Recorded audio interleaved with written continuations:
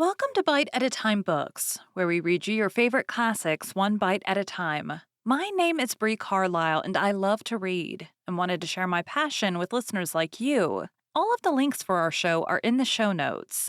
Today we will be continuing The Three Musketeers by Alexandre Dumas. Chapter 54, Captivity, the Third Day. Felton had fallen, but there was still another step to be taken. He must be retained, or rather, he must be left quite alone, and my lady but obscurely perceived the means which could lead to this result. Still, more must be done.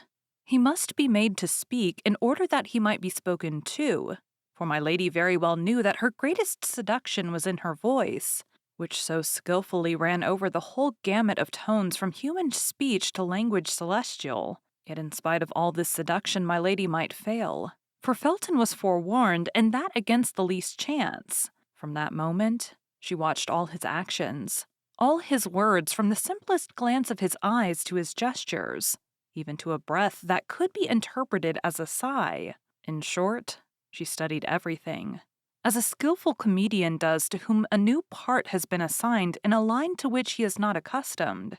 Face to face with Lord de Winter, her plan of conduct was more easy. She had laid that down the preceding evening. To remain silent and dignified in his presence, from time to time to irritate him by affected disdain, by a contemptuous word, to provoke him to threats and violence which would produce a contrast with her own resignation.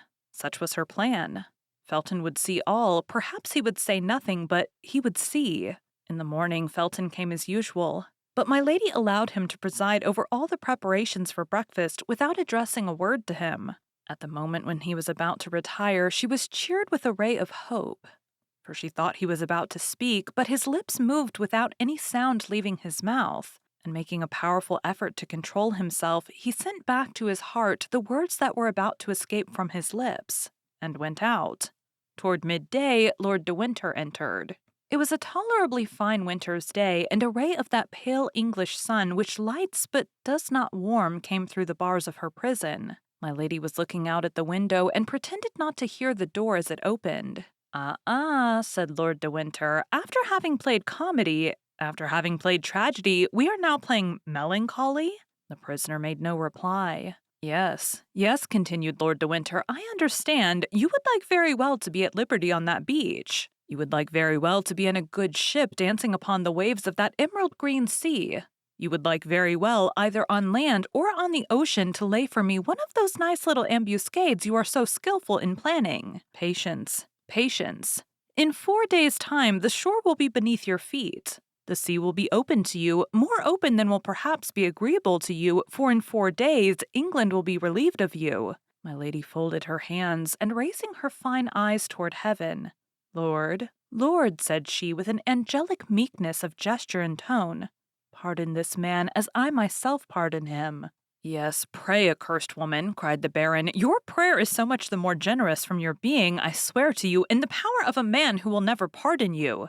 And he went out. At the moment he went out, a piercing glance darted through the opening of the nearly closed door, and she perceived Felton, who drew quickly to one side to prevent being seen by her. Then she threw herself upon her knees and began to pray. My God, said she, thou knowest in what holy cause I suffer. Give me then strength to suffer. The door opened gently. The beautiful supplicant pretended not to hear the noise, and in a voice broken by tears she continued, God of vengeance, God of goodness, wilt thou allow the frightful projects of this man to be accomplished? Then only she pretended to hear the sound of Felton's steps. And rising quick as thought, she blushed as if ashamed of being surprised on her knees. I do not like to disturb those who pray, madame, said Felton seriously. Do not disturb yourself on my account, I beseech you. How do you know I was praying, sir? Said my lady in a voice broken by sobs. You were deceived, sir. I was not praying. Do you think then, madame, replied Felton in the same serious voice, but with a milder tone, do you think I assume the right of preventing a creature from prostrating herself before her Creator? God forbid. Besides, repentance becomes the guilty, whatever crimes they may have committed. For me, the guilty are sacred at the feet of God. Guilty? I? said my lady, with a smile which might have disarmed the angel of the Last Judgment. Guilty? Oh my God, thou knowest whether I am guilty. Say I am condemned, sir, if you please, but you know that God, who loves martyrs, sometimes permits the innocent to be condemned. Were you condemned? Were you innocent? Were you a martyr? Replied Felton. The greater would be the necessity for prayer, and I myself would aid you with my prayers. Oh, you are a just man, cried my lady, throwing herself at his feet. I can hold out no longer, for I fear I shall be wanting in strength at the moment when I shall be forced to undergo the struggle and confess my faith. Listen then to the supplication of a despairing woman. You are abused, sir, but that is not the question. I only ask you one favor, and if you grant it me, I will bless you in this world and in the next. Speak to the master, madame, said Felton. Happily, I am neither charged with the power of pardoning nor punishing. It is upon one higher place than I am that God has laid this responsibility. To you. No, to you alone. Listen to me rather than add to my destruction, rather than add to my ignominy. If you have merited this shame, madame, if you have incurred this ignominy, you must submit to it as an offering to God. What do you say? Oh, you do not understand me. When I speak of ignominy, you think I speak of some chastisement or imprisonment or death. Would to heaven, of what consequence to me is imprisonment or death? It is I who no longer understand you, madame, said Felton. Or rather, who pretend not to understand me, sir, replied the prisoner with a smile of incredulity. No, madame, on the honor of a soldier, on the faith of a Christian. What, you are ignorant of Lord de Winter's designs upon me? I am. Impossible, you are his confidant. I never lie, madame. Oh, he conceals them too little for you not to divine them. I seek to divine nothing, madame. I wait till I am confided in, and apart from that which Lord de Winter has said to me before you, he has confided nothing to me. Why, then, cried my lady with an incredible tone of truthfulness, you are not his accomplice. You do not know that he destines me to a disgrace which all the punishment of the world cannot equal in horror. You are deceived, madame, said Felton, blushing. Lord de Winter is not capable of such a crime. Good, said my lady to herself, without thinking what it is, he calls it a crime. Then aloud, the friend of that wretch is capable of everything. Whom do you call that wretch? Asked Felton. Are there, then, in England, two men to whom such an epithet can be applied? You mean George Villiers? Asked Felton, whose looks became excited. Whom pagans and unbelieving Gentiles call Duke of Buckingham, replied my lady. I could not have thought that there was an Englishman in all England who would have required so long an explanation to make him understand of whom I was speaking. The hand of the Lord is stretched over him, said Felton. He will not escape the chastisement he deserves.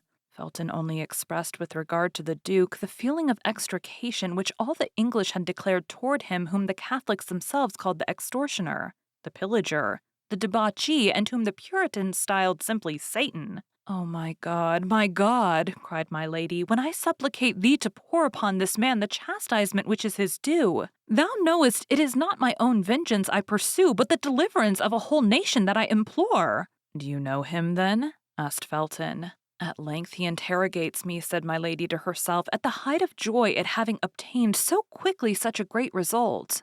Oh, know him? Yes, to my misfortune, to my eternal misfortune. And my lady twisted her arms as if in a paroxysm of grief. Felton no doubt felt within himself that his strength was abandoning him, and he made several steps toward the door. But the prisoner, whose eye never left him, sprang in pursuit of him and stopped him. Sir, cried she, be kind, be clement, listen to my prayer. That knife which the fatal prudence of the Baron deprived me of, because he knows the use I would make of it. Oh, hear me to the end. That knife, give it to me for a minute only, for mercy's, for pity's sake. I will embrace your knees. You shall shut the door, that you may be certain I contemplate no injury to you. My God, to you, the only just, good, and compassionate being I have met with. To you, my preserver perhaps. 1 minute that knife.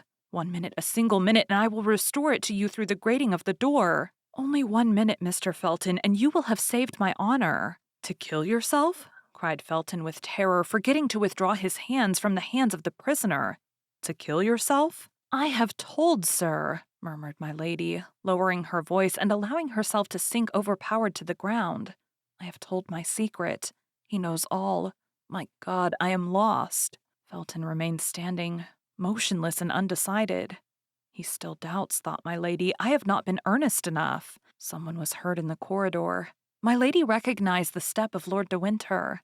Felton recognized it also and made a step toward the door. My lady sprang toward him. "Oh, not a word," said she in a concentrated voice. "Not a word of all that I have said to you, to this man, or I am lost. And it would be you. You." Then as the steps drew near, she became silent for fear of being heard. Applying with a gesture of infinite terror her beautiful hand to Felton's mouth, Felton gently repulsed my lady, and she sank into a chair. Lord de Winter passed before the door without stopping, and they heard the noise of his footsteps soon die away. Felton, as pale as death, remained some instants with his ear bent and listening. Then, when the sound was quite extinct, he breathed like a man awaking from a dream, and rushed out of the apartment. "Ah," said my lady, listening in her turn to the noise of Felton's steps, which withdrew in a direction opposite to those of Lord de Winter. "At length you are mine." Then her brow darkened. "If he tells the Baron," said she, "I am lost. For the Baron, who knows very well that I shall not kill myself, will place me before him with a knife in my hand, and he will discover that all this despair is but acted." She placed herself before the glass and regarded herself attentively. Never had she appeared more beautiful. "Oh, yes," she said, smiling, "but we won't tell him." In the evening, Lord de Winter accompanied the supper. "Sir," said my lady, "is your presence an indispensable accessory of my captivity? Could you not spare me the increase of torture which your visits cause me?"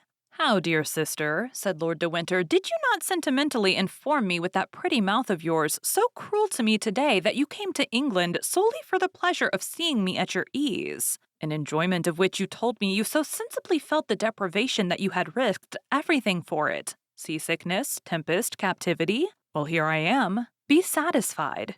Besides, this time my visit has a motive." My lady trembled. She thought Felton had told all.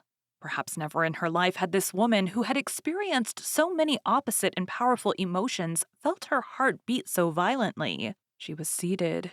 Lord de Winter took a chair, drew it toward her, and sat down close beside her. Then, taking a paper out of his pocket, he unfolded it slowly. "Here," said he, "I want to show you the kind of passport which I have drawn up, and which will serve you henceforward as the rule of order in the life I consent to leave you." Then, turning his eyes from my lady to the paper, he read, "Order to conduct." "The name is blank," interrupted Lord de Winter. "If you have any preference, you can point it out to me, and if it be not within 1,000 leagues of London, attention will be paid to your wishes. I will begin again, then. In order to conduct to the person named Charlotte Backson, branded by the justice of the Kingdom of France, but liberated after chastisement. She is to dwell in this place without ever going more than 3 leagues from it. In case of any attempt to escape, the penalty of death is to be applied. She will receive 5 shillings per day for lodging and food." "That order does not concern me," replied my lady coldly, "since it bears another name than mine." "A name? Have you a name, then?" "I bear that of your brother." "Aye, but you are mistaken. My brother is only your second husband, and your first is still living. Tell me his name, and I will put it in the place of the name of Charlotte Backson." "No? You will not? You are silent? Well, then you must be registered as Charlotte Backson." My lady remained silent. Only this time it was no longer from affection, but from terror. She believed the order ready for execution. She thought that Lord de Winter had hastened her departure.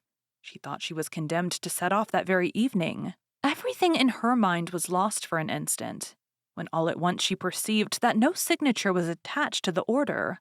The joy she felt at this discovery was so great she could not conceal it. "Yes, yes," said Lord de Winter, who perceived what was passing in her mind. "Yes, you look for the signature, and you say to yourself, 'All is not lost, for that order is not signed. It is only shown to me to terrify me, that's all.' You are mistaken. Tomorrow this order will be sent to the Duke of Buckingham. The day after tomorrow it will return, signed by his hand and marked with his seal. And 24 hours afterward I will answer for its being carried into execution. Adieu, madam, that is all I had to say to you. And I reply to you, sir, that this abuse of power, this exile under a fictitious name, are infamous. Would you like better to be hanged in your true name, my lady? You know that the English laws are inexorable on the abuse of marriage. Speak freely, although my name, or rather that of my brother, would be mixed up with the affair, I will risk the scandal of a public trial to make myself certain of getting rid of you." My lady made no reply, but became as pale as a corpse. "Oh, I see you prefer peregration. That's well, madame, and there is an old proverb that says, 'Traveling trains youth.' My faith, you are not wrong after all, and life is sweet. That's the reason why I take such care you shall not deprive me of mine. There only remains, then, the question of the 5 shillings to be settled. You think me rather parsimonious, don't you? That because I don't care to leave you the means of corrupting your jailers. Besides, you will always have your charms left to seduce them with. Employ them if your check with regard to Felton has not disgusted you with attempts of that kind." "Felton has not told him," said my lady to herself. "Nothing is lost, then. And now, madame, till I see you again, tomorrow I will come and announce to you the departure of my messenger." Lord de Winter rose, saluted her ironically, and went out. My lady breathed again. She had still 4 days before her. 4 days would quite suffice to complete the seduction of Felton. A terrible idea, however, rushed into her mind. She thought that Lord de Winter would perhaps send Felton himself to get the order signed by the Duke of Buckingham. In that case, Felton would escape her. For in order to secure success, the magic of a continuous seduction was necessary. Nevertheless, as we have said, one circumstance reassured her. Felton had not spoken. As she would not appear to be agitated by the threats of Lord de Winter, she placed herself at the table and ate.